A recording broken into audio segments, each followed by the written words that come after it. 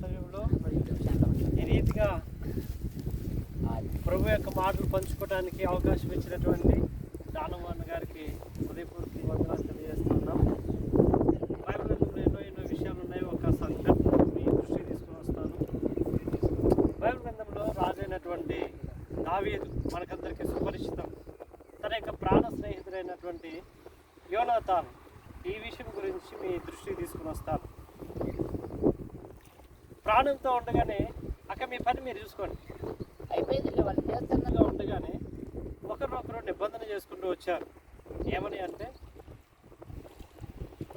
భవిష్యత్తులో ఒకవేళ నేను సజీవంగా లేకుండా నీవు సజీవంగా ఉంటే, లేదా నీవు లేకుండా నేను ఉంటే నా కుటుంబాన్ని నీవు చూసుకోవాలి, నీ కుటుంబాన్ని నేను చూసుకుంటాను అన్నటువంటి ఒక నిబంధనకు వచ్చారు. సరే, సంవత్సరాలు గడిచిపోయాయి. భయంకరమైన యుద్ధం జరుగుతూ వచ్చింది. సౌలు అతని కుమారుడైనటువంటి యోనాతాను చనిపోతూ వచ్చారు. ఈ సంఘటనలన్నీ అయిన తర్వాత ఒకనొక సందర్భంలో మరి యోనాతాను యొక్క కుమారుడు చంపబడవలసి రావటం, ఆ సందర్భం పరిశుద్ధ గ్రంథంలో మనం చూడగలం. ఎందుకంటే గిబియోనీయులు ఆ సందర్భంలో భయంకరమైనటువంటి 3 సంవత్సరాల కరువు ఇశ్రాయేల్ దేశం మీద రావటం మనం పరిశుద్ధ గ్రంథంలో చూడగలం. దేనిని బట్టి వచ్చిందనేసి దావీదు మహారాజు ప్రార్థన చేశారు. సౌలు మహారాజు గిబియోనీయులను ఉద్దేశపూర్వకంగా ఇష్టపూర్వకంగా హత్య చేయడం అక్కడ రాయబడుతుంది. యెహోషువ కాలంలో మరి గిబియోనీయులను మేము హతమార్చము అనేసి మరి యెహోషువ ప్రమాణం చేసుకుని వచ్చారు ప్రభువైన యేసు క్రీస్తు వారి నామమున. కానీ ఆ యొక్క నిబంధన మీరి సౌలు మహారాజు మరి గిబియోనీయులను హతం చేయటం ఆ యొక్క సందర్భంలో మనం చూడగలం.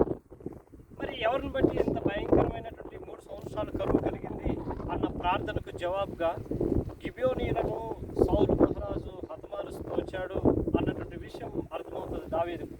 మరి పరిష్కారం ఏంటి అనేసి మరి ప్రభువుని అడిగినప్పుడు ఆ యొక్క గిబియోనీయులు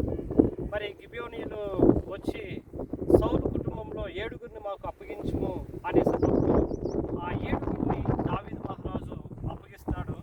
ఆ 7గురిలో ఉండవలసింది ఎవరు అంటే యోనాతాను కుమారుడైనటువంటి మెఫీబోషెత్. కానీ ఆశ్చర్యకరమైన రీతిగా మరి బ్రతికొండగానే తన తండ్రి అయినటువంటి యోనాతాను దావీదుతో చేసినటువంటి నిబంధన కారణాన ఆ సందర్భంలో వాస్తవానికి మెఫీబోషెత్ చనిపోవాల్సి ఉంది. కానీ మెఫీబోషెత్ను దావీదు తప్పించినట్లుగా మనం బైబిల్ గ్రంథంలో చూడగలం. ఎందుకు మరణాన్ని మెఫీబోషెత్ తప్పించుకుంటూ వచ్చాడు అంటే ఒక నిబంధన, ఒక ప్రమాణం. ఈ అంత్య దినాల్లో కూడా మరి ప్రతి మానవుడు మరణం నుండి తప్పింపబడాలి అంటే నీ జీవితంలో దేవాతి దేవుడైన ప్రభువైన యేసు క్రీస్తు వారు చేసినటువంటి నిబంధన నీకు ఉండాలి. బైబిల్ గ్రంథం రోమపత్రిక 8వ అధ్యాయం సెలవిస్తుంది. ఏమని సెలవిస్తుంది? ఇప్పుడు క్రీస్తు యేసునందున వారికి ఏ శిక్షా విధియో లేదు అని. ప్రతి మానవుని యొక్క మరణాన్ని యేసు క్రీస్తు వారు కలవరిశిలో మరణపు ముళ్ళను విరిచివేస్తూ వచ్చారు.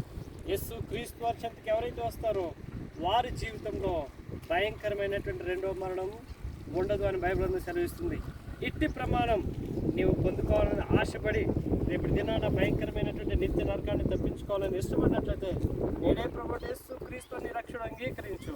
అప్పుడు నీవున నీ ఇంటి వారును గొప్ప ఆత్మరక్షణ పొందుదురు. ప్రభువైన యేసు క్రీస్తు మాట మన వెనుకలో దీవించి ఆశీర్వదించును గాక. ఆమేన్. మా పరిశుద్ధుడా, ప్రేమ కలిగిన మా తండ్రి, వందనాలు స్తోత్రాలు చెల్లించుకుంటూ ఉన్నాం. మానవుల విషయంలో మీ యొక్క నిబంధన ఎంతో గొప్పది. పాప క్షమాపణ నిమిత్తం ఇది నా క్రొత్త నిబంధన అనేసి మీరు ప్రతి సువార్తలో మేము చదువుకుంటూ వస్తాం. మీరు చెప్పినటువంటి మాటలు అందును బట్టి ఎంతో వందనాలు స్తోత్రాలు చెల్లించుకుంటూ ఉన్నాం. మీరు చేసినటువంటి ఆ యొక్క ప్రమాణం వలన, ఆ నిబంధన వలన ప్రతి మానవుడు నిత్య మరణాన్ని తప్పించుకుంటూ ఉన్నాడు అని బైబిల్ సెలవిస్తుంది. ప్రభువా, ఎంత దినాల్లో మేము రక్షణ అంగీకరించే గొప్ప భాగ్యం, మరణాన్ని తప్పించుకునే గొప్ప భాగ్యం మీరు మాకు అనుగ్రహిస్తూ వచ్చారు. అందును బట్టి హృదయపూర్వక వందనాలు స్తోత్రాలు చెల్లించుకుంటూ ఉన్నాం. ఈ సమయంలో మా చుట్టూ ఉన్నటువంటి మా సహోదరుని బట్టి వందనాలు, మా సహోదరుని బట్టి వందనాలు స్తోత్రాలు చెల్లించుకుంటూ ఉన్నాం. దీవించి ఆశీర్వదించండి ఆయన. ఈ పొలం యొక్క యజమానులను కూడా దీవించుకుని వేడుకొచ్చున్నాం. ప్రభువా, ఎంతో వందనాలు స్తోత్రాలు చెల్లించుకుంటూ ఎంతవరకు సహాయపడుతూ మీ ప్రేమను బట్టి వందనాలు. ఈ ప్రార్థన